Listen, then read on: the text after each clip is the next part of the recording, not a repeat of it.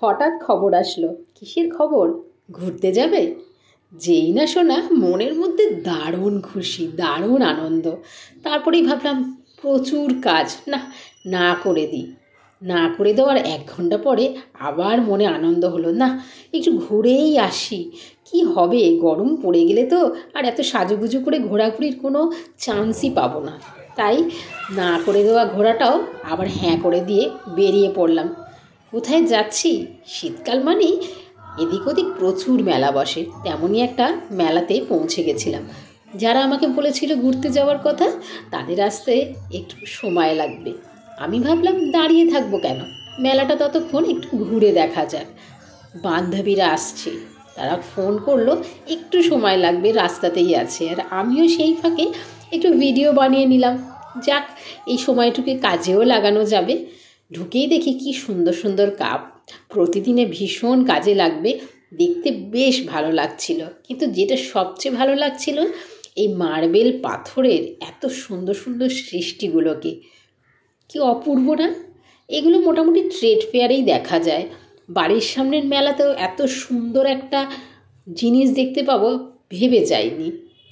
বাড়ির সামনে বলছি কেন, ওই 10 মিনিট 15 মিনিটের মধ্যে পৌঁছে যেখানে যাওয়া যায় সেটা তো বাড়ির সামনেই বলা যায়, তাই না বলো?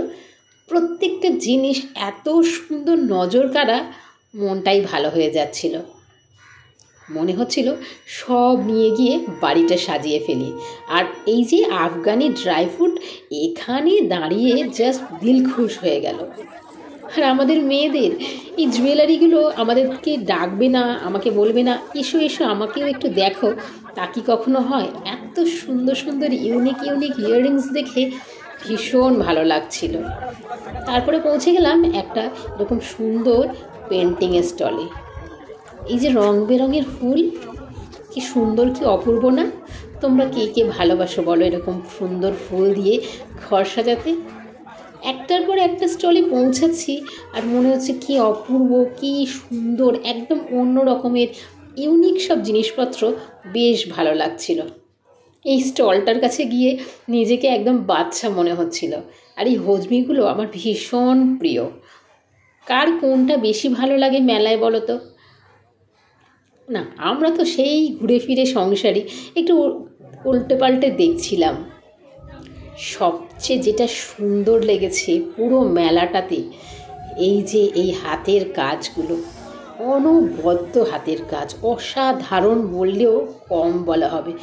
যারা যারা আশপাশেও ছিল না, প্রত্যেকে বলছে এত সুন্দর নিখুঁত কাজ, এত সুন্দর এক একটা পিস যে চোখ ফেরানো যাচ্ছে না। যেমন কালারফুল তেমন নিখুঁত কাজ, প্রত্যেকটা আলাদা আলাদা শেপ, কোনোটা পট, কোনোটা বার্ড, হ্যাঙ্গিং।